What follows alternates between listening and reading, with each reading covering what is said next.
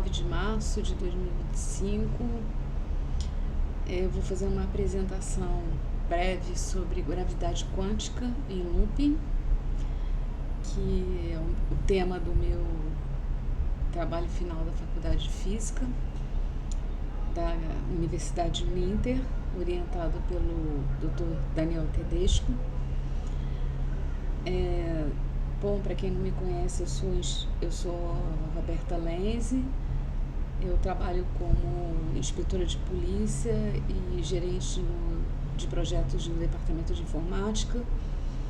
Eu já venho trabalhando na área de informática há mais de 30 anos, a área de exatas sempre me interessou muito, e eu vou fazer uma apresentação baseada em figuras e textos da página do YouTube PBS Space Time. É uma página muito interessante, em inglês, né? Então muita coisa a traduzir, e coloquei algumas palavras próprias e pesquisas também. Então vamos lá.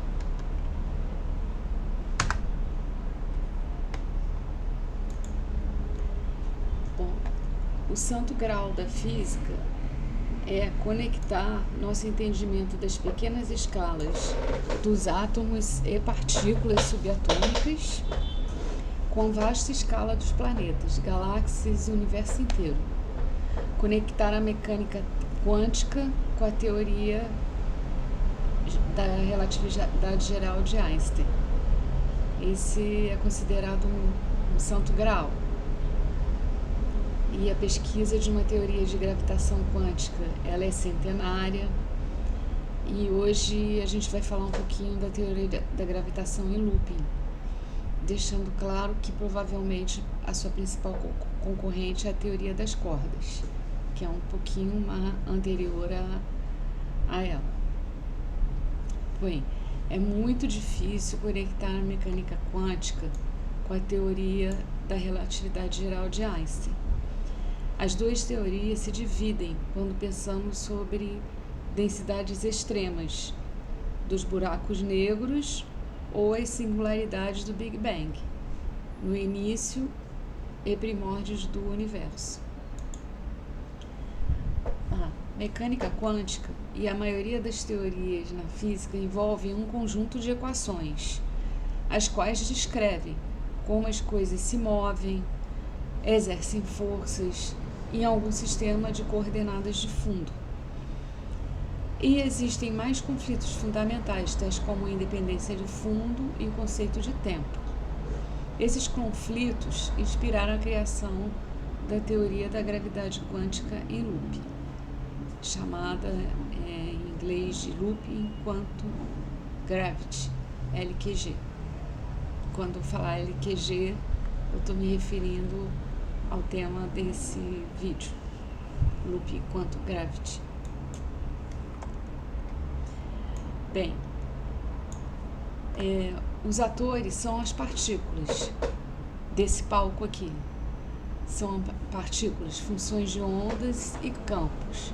E o palco é a coordenada do espaço e do tempo. Na mecânica quântica, esse palco é plano e estático e não é influenciado pelos atores. São necessários racks gigantes para tentar cálculos quânticos regulares em uma geometria não plana.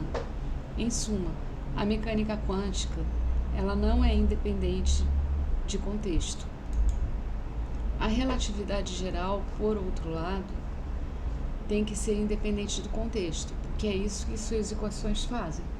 Elas mudam o contexto, descrevem como a presença de massa e energia distorcem o tecido do espaço-tempo. Essa figura aqui está mostrando mais ou menos isso, com o tecido espaço-tempo sendo distorcido pela massa.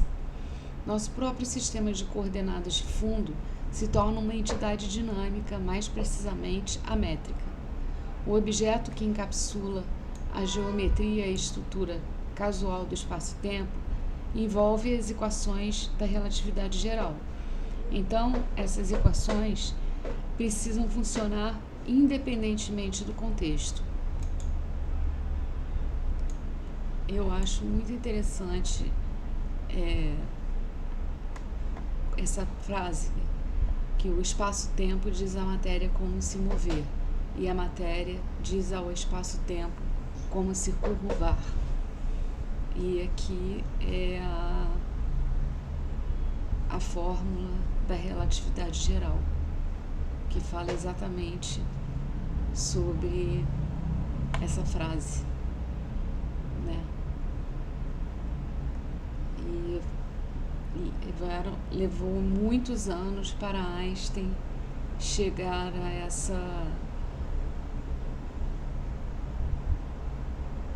essa equação. Muitos anos. Foram muitos anos de estudo, de questionamentos, de dúvidas, mas ele chegou.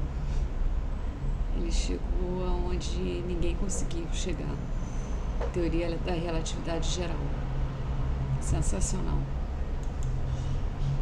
Na teoria das cordas, um tipo de independência de fundo emerge em um espaço abstrato de cordas em movimento, e com isso vem um campo gravitacional. Mas para esse trabalho, primeiro a gente precisa que essas cordas existam, e não sabemos realmente se elas existem. A gravidade quântica em loop tenta quantizar a relatividade geral sem anexar as cordas, preservando ao mesmo tempo a independência de fundo já inerente à relatividade geral. Mas por que quantizar a relatividade geral é tão difícil? É um desafio. Na física clássica, temos variáveis como posição, tempo, momento, energia, expressões matemáticas que representam as propriedades observáveis do objeto, ou sistema que estamos tentando descrever. Alguns deles, digamos, posição e tempo, também formam o nosso sistema de coordenadas de fundo. Mas na mecânica quântica, as coisas complicam um pouco mais. Algumas propriedades têm uma incerteza embutida e só aceitam valores concretos depois de medidos. Na ausência de medição, eles existem em um espaço difuso de possibilidades, chamado função de onda. Na primeira formulação da mecânica quântica, essa função de onda descreve a distribuição de posição possível em momentos de, digamos, uma partícula.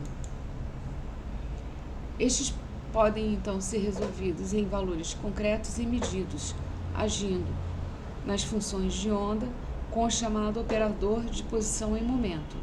A função de onda e os operadores estão fundamentalmente ligados ao sistema de coordenadas. Afinal, a posição e o momento da mecânica quântica descrevem literalmente a localização em uma coordenada espacial e a mudança nessa localização ao longo do tempo, o que torna altamente dependente do fundo. Na mecânica quântica, o tempo é tratado completamente separado de outras variáveis. Não existe, entre aspas, o tempo da função de onda ou o operador temporal. Isto está completamente em desacordo com a relatividade geral, na qual o tempo é tratado como outra dimensão. Esse é o problema do tempo, que mencionei. Está fortemente conectado com a independência do fundo.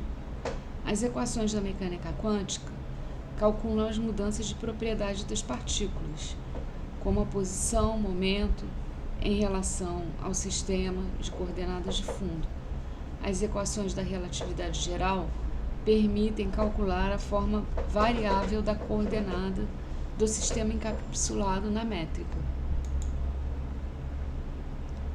Então, talvez, em vez de pensar na imprecisão quântica da posição e do momento, possamos pensar na imprecisão quântica da própria métrica, e em vez da equação que descreve a evolução quântica das propriedades de um objeto no espaço-tempo, talvez haja uma equação que descreva a evolução quântica da geometria espacial. E existe é a chamada equação Wheeler-DeWitt, baseada em algo chamado formalismo ADM. ADM começa definindo esse espaço abstrato de métricas espaciais 3D, fatias de espaço tridimensionais cortadas no espaço-tempo de 4 dimensões. A ADM, então, fornece uma espécie de equação de movimento de como essas métricas evoluem ao longo do tempo. Você pode imaginar um sistema de coordenadas estranho, descrevendo onde você está nesse espaço abstrato de métricas. Quando você se move através desse sistema de coordenadas, a geometria do espaço muda. Você também pode imaginar analogias da posição e momento nesse espaço de métricas. A equação Wheeler-DeWitt quantifica isso. Os transforma em operadores quânticos.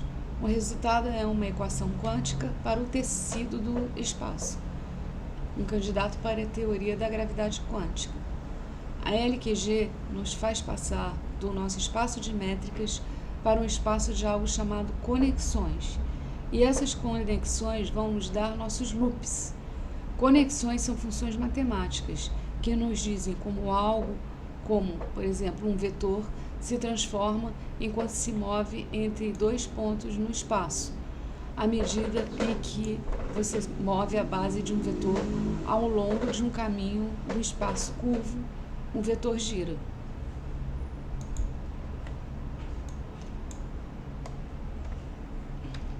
Se as conexões contêm toda a informação sobre espaço-tempo, então talvez possamos representar o espaço-tempo com essas conexões, ao invés de representar com coordenadas regulares. Em 1950, Einstein tentou reescrever a relatividade geral em termos desse transporte paralelo de conexões de vetores, mas não obteve bons resultados. O avanço se deu nos anos 80, quando o físico matemático A.B. Esqueta tentou um diferente tipo de conexão, uma conexão na qual o transporte paralelo não é um vetor, mas algo chamado spinor, um vetor que tanto representa um momento angular, ou spin. Esqueta reescreveu a relatividade geral em termos de conexões espinoriais, spin connections. Nesse formalismo, o espaço de métricas parece como um espaço de campos na teoria quântica de campos. Quantizar a gravidade, de repente, pareceu bem. E agora chegamos aos loops da LQG. Os físicos Lee Smolin e Carlo Rovelli perceberam que poderiam resolver completamente a equação Wheeler-DeWitt, representando métricas espaciais usando as conexões espinoriais de Esqueta. Eles avaliaram essas conexões em circuitos fechados, então cada ponto se conectou em si mesmo.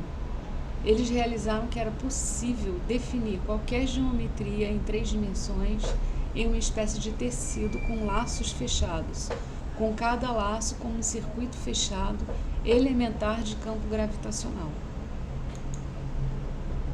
Então, agora, a gente tem um espaço de laços com o qual se pode construir o tecido do espaço, e esse espaço de laços pode ser quantizado ordenadamente e de forma independente do fundo. Afinal, não há nenhum pano de fundo até que esses estados de loop, agora quânticos, o construam. Um resultado disso, obviamente, é LQG. É a relatividade geral expressa em termos muito abstratos de blocos de construção, não com pedaços de espaço-tempo, mas com circuitos quânticos de campos gravitacionais. O espaço tridimensional pode ser organizado a partir desses laços, chamados redes de spin, que é um conceito muito abstrato. O grande sucesso da LQG é que ela consegue combinar a relatividade geral e a mecânica quântica em suas formas atualmente aceitas, sem tirar seus princípios fundamentais mais importantes e sem acrescentar grandes suposições, como a existência de cordas ou dimensões extras e supersimetria. A LQG parece prever que a velocidade da luz deve depender muito ligeiramente da energia do fóton, como por exemplo a alta energia dos raios gama, viajando um pouco mais lento do que as ondas de rádio de baixa energia, devido à forma como se propagam através dos grãos de um espaço-tempo gravitacional quântico em loop. Bem, eu espero que vocês tenham gostado. Foi rápido, um tema fascinante, muito amplo e difícil, né, de ser estudado e compreendido. Então, eu vou continuar com esses vídeos. Afinal de contas, eu estou precisando estudar muito sobre esse tema e os vídeos vão me ajudar e, quem sabe, poder esclarecer um pouco mais sobre essa temática. Muito obrigada e até a próxima.